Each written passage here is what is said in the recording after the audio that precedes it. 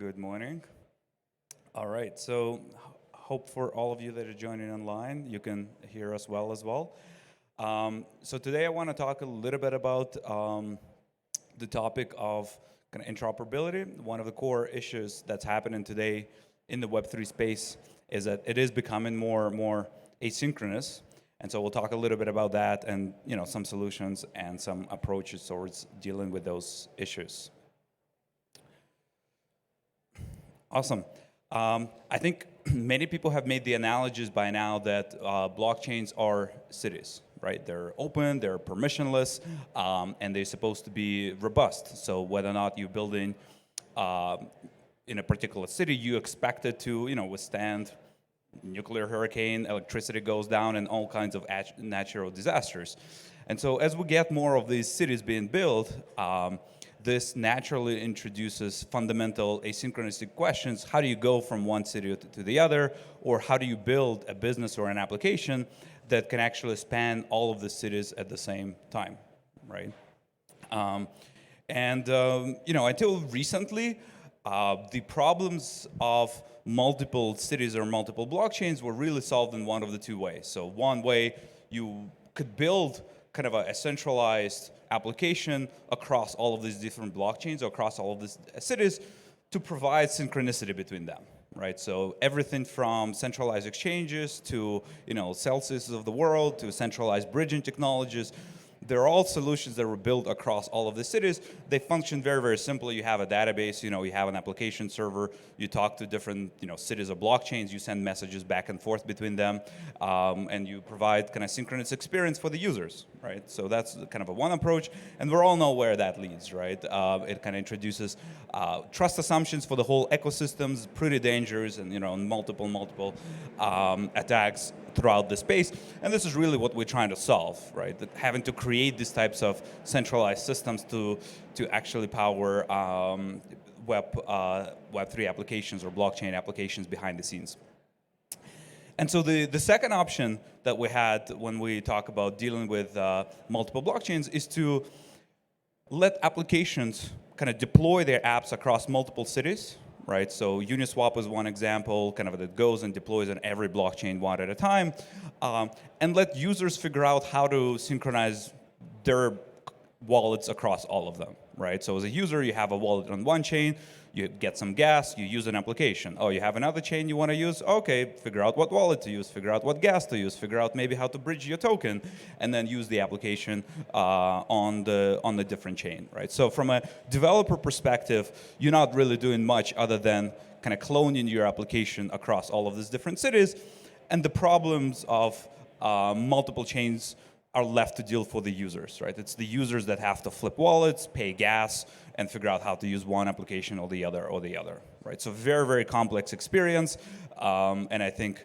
for many of you that have interacted with multiple blockchains, it's really, really painful, and it has been a barrier that prevented us from growing the industry over the last bull cycle, right? Every time you onboard somebody in one ecosystem, maybe they see application somewhere else, they want to use it, and it usually takes like half an hour at the very least to figure out how to switch and use an application on a different chain, and so on and so forth.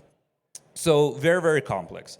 And these problems kind of fundamentally arise from the fact that we have more and more of these layers in blockchain ecosystems being built, right? We have layer ones, we have layer twos, we have data availability layers. And so we automatically kind of a loose composable synchronous environment where you can submit a transaction and have it go through or not, right? Whenever you have different systems or different layers, it's very hard to achieve this synchronicity between them. And so the only way to do that is by having kind of an asynchronous communication. And in the model that most of the applications have been built today, we just have not figured out how to deal with asynchronous communication in an efficient way from an application perspective. Okay, and so therefore it was left to the users to deal with. Today you can do better though. So you can build what we call as Interchain-Native applications that take care of these problems with synchronicity for the users using code or using logic, right? And I'll talk through some examples of how that can be achieved. But the very high level is that whenever you build in this Interchain-Native paradigm, you're completely changing your application semantics, right? So it's a new architecture that you have to follow. You have to follow these message passing abstractions that we'll talk about in a little bit. But you, at the end of the day, can build something that can span the whole of Web3. All right, so your applications can scale as more layers are introduced, as more chains are introduced. You can be powered by decentralized interoperability, right? There's kind of a couple different approaches to that. And you can have your application that actually composes with itself or across other applications across these different layers or different blockchains, right? And so think about it in the same way as if you were to build kind of an application on Ethereum today, you submit a transaction, it has certain atomic properties behind the scenes, and you can call other applications, right, on the same environment. You're now able to do that across different chains, right, by using like message passing paradigms, and you're able to compose applications across different environments. And so the final goal for all this is to really enable very, very simple user interactions, right? So all the suffering that we had before when a user had to go from one wallet to another, figure out how to pay gas across multiple chains, very, very, very complex, and it can be solved with different architectures and paradigms in the space. So if you've never played with an Interchain-Native application, I think one good example is a Squid application. So I encourage you guys to check it out. What does it do on the very high level? In a fully decentralized and a permissioned way, it allows you to swap a token from one chain to a token on another chain with one click. Okay, so you have like ETH on Ethereum, you want to swap it for AvaX, you can submit and run it in one click. And the whole beauty is that this is a completely decentralized application. And the way that it works, it actually composes existing decentralized exchanges across different blockchains, right? So it doesn't introduce new liquidity, it doesn't create new wrapped assets or anything else underneath the hood, but it's a very, very simple kind of a way for composing applications directly with one another. So let me give you kind of a quick sense of how it actually works, right? So if you go and you want to swap, let's say, from Ethereum to Avalanche, effectively what happened, there will be a swap that happens on Ethereum that transfers your ETH to, let's say, like a stable asset like USDC, right? The USDC would be routed on the back end to the Avalanche network and then swapped for AvaX on the destination chain using another DEX. Okay, so effectively you're doing two swaps and you're using some kind of a routing liquidity in the middle. It could be a stable asset. You don't have to use a stable asset. You can use anything else if you want, but you're really composing two DEXs, right?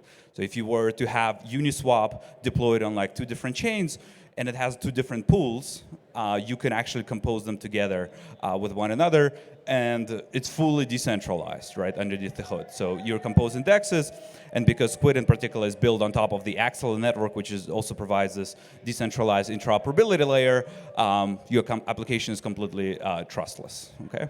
So very, very powerful. I encourage you guys to check it out. And so this is what I really mean by Interchain-Native experience, okay? We have multiple chains. We have multiple assets that are spread across all of them. From a user perspective, you submit a transaction from any chain that you like, and you get the result on any other chain right away, everything in one click. Right? So you don't have to flip wallets, you don't have to pay gas on multiple chains. This will kind of take care of you.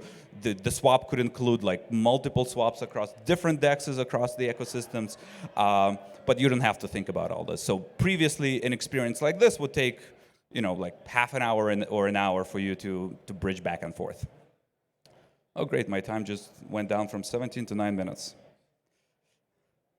Awesome, so this is really the end goal, what I think of, UX and composability across different ecosystems. From our perspective, right, the work that we're doing at Axelar, the end goal is always to think about how would the users interact with all the systems. And I think the target that we have every time we're building a product or a system is to allow a user to interact with any asset on any chain with one click. Right? Like that's the end goal. Unless we do that, the products that we build are just not going to be competitive with Web2 products, right? Because they're much easier to use, they have better UXs, and they have better readability. So everybody that's building should be striving towards this goal. All right. So how do we do that, right? And let me, for the last kind of 9 minutes, tell you a little bit about the Axelar stack and how it works. So So Axelar Stack is one of the kind of a building blocks that we're building an ecosystem to allow for communication across all of these different blockchain layers to happen very, very efficiently and very, very securely, right? So there are 3 layers to the stack, what we think about. There is the Axelar network itself, and you can think of it as a router network that's responsible for cross-chain message passing, delivery, and routing, and execution layer itself, right? So if you have a message on one chain, the network will know how to deliver it on the destination chain and kind of execute it there. On top of the network, we have various services that we're building that allow you to deal with all the synchronicity or with all of this asynchronicity across chains. So one example is a one-click gas service, what we call. Right, so the idea is that the user wants to submit a transaction on the source chain, and even if transaction needs to be executed across 3 other chains, they don't want to have to pay gas, right? So all the gas fees are then folded into one payment on the source chain, and then underneath the hood, various services will figure out how to convert that to cover gas on all the destination chains, right? So it's kind of, again, a service that's built to deal with multiple environments in a completely synchronous way from a developer's perspective. And then on the very, very top of it is very, very simple SDKs and APIs that we expose to the developers to actually consume the rest of the stack. The stack is complex. There are many, many layers, but the API is actually simple, and I'll show you in a second. So what does the network do? So first, the network supports multiple kind of interoperability protocols at the core. So if you're familiar with IBC, the network supports it natively. We have a cross-chain gateway protocol that supports connections with multiple EVM chains in a secure way. The network gives you very strong routing properties, right? So what I call is one-to-N routing. It's not a kind of a bridge in the sense that you bridges always pairwise objects. You connect A to B, but every time you plug in with the Axelar stack, you get composability with N other ecosystems that have previously been connected, right? So kind of at the cost of one, you get N connections, and you get to amplify, a lot of the work. And then from a networking layer, you can do everything from asset transfers to message passing to actually compose your applications. The second pretty exciting building block that we have built is what we called as the cross-chain translation layers. So whenever you have different blockchains or different layers in the ecosystem, some of them speak very, very different languages, right? So you have EVM chains that are speaking Solidity, you have Rust chains or Cosmos chains that are speaking a different language. How could you pass messages back and forth between them, right? Somebody actually needs to know how to take a payload and encode it in the format that can be executed at the destination chain, right? So Axelar Network has one of these properties that understands multiple connection types and message formats, and it will know how to translate from one to the other to give you full composability between those ecosystems. From a developer perspective, everything is abstracted away with a very, very simple API. And it's so simple that it really looks like this, right? So if you want to go cross-chain, there is a simple called contract function that is exposed through the SDK. You specify a destination chain, you specify a contract address, and you specify a payload, and you ship your message, right? And then you don't have to think about how it gets delivered to the destination chain and execute it there. Now, this message by itself will be kind of asynchronous, and so to deal with various fallbacks and things like that, there has to be usually some application logic that's written around it to to deal with the application level reverts. And so this is where some of the kind of a complexity for building in this interchain, arises, and but there are various ways of dealing with this. Awesome. I guess in the last 5 minutes, let me tell you a little bit of work that we're just starting to do recently at Axelar. And the core problem that we're trying to solve is really the following. One, the number of layers just keeps on increasing, and two, the complexity for building applications in these environments keeps on increasing. So every time we talk with a developer that wants to ship across 5 different chains, they say that they spend 70 or 80% of their time thinking how to do it versus actually doing it, right? And thinking how to do it means that you think about your deployment, you think about how do you set up your governance keys, how do you perform, upgrade paths, how do you, pay gas, and so on and so forth. So that's not what we want, right? We really want to be in the world where a developer can spend, 80% of the time thinking about the application logic, and the deployment across multiple environments and the management, should be done in 10 or 20% of the time. And so to solve some of these problems, we actually introduce in kind of a virtual machine at the interoperability layer itself at the Axelar, right? So Axelar as a protocol, it's a decentralized proof-of-stake protocol. It is powered by blockchain technology. But with a virtual machine, you actually get to program the interoperability layer, right? And actually, that has very, very strong properties. So the first property that you can do is you can instantiate your own connections at the networking layer. So think about it like this. You purchase the house, right, or an apartment. You want to be connected to the internet. What do? Well, you get a modem, right, or you get a router, and you either figure out how to connect the cables yourself, or you call a technician that comes in and plugs you in. Once they make a connection, you automatically talk with the rest of the world, right, with everybody who has internet. And so this is the level of pluggability that we want to get from the interoperability layers, where at the end of the day you should be able to come in and say, okay, this is my router. Router in this case would be a smart contract. It gets deployed on a chain. You set up some connections, some relayers and wires, and voila, you're connected with all the other blockchains, right? We're not quite there yet, but this is really what will allow us to do this. So yeah, a couple kind of different projects that we're launching with the Axelar virtual machine is one what we call is the Interchain amplifier that's precisely aimed to solve those issues, right? Allowing different layers, allowing different developers to instantiate their own connections with the rest of the blockchain ecosystems, right? So you can instantiate them using different technologies, zero-knowledge proofs, light clients. It's really up to you, and there will be kind of a series of templates and contracts that will help you instantiate the connection. And once you instantiate the connection, you automatically interoperable with other ecosystems, right? So it's the same way as you connecting to the internet. You're not just connecting to a single network, you're really connecting to the whole World Wide Web. This is the property that we need from these interoperable networks, and this amplifier service that we're building aims to solve that. And kind of the end goal with instantiating these connections is like you could actually have multiple technologies that instantiate connections from one ecosystem to the other using different approaches, right? So you can have zero-knowledge proofs, you can have, light clients, RPC verification, you can compose those things at the application layer, right? And you can say, I'm transferring a lot of value, like $100 million, and I want my transaction to be really, really secure. So you can say you will be relying on like zero-knowledge and light client verification, and you need like 2 out of 2 approvals before you execute these transactions in a different environment, right? So it allows you to compose security at the application layer. And the last product that I just mentioned is what we call as a Interchain Maestro. It has a property that you can build once and run everywhere, right? So as you go across these different environments, you want to be able to orchestrate your deployment using very, very simple templates, right? So if you code it using things like Kubernetes, for instance, you have a template, you go through it and you specify how your deployment needs to happen, right? You say, okay, I'm going to run this piece of code on this server, this is my database, this is my application server, and then Kubernetes will take care of the whole orchestration and management of your processes.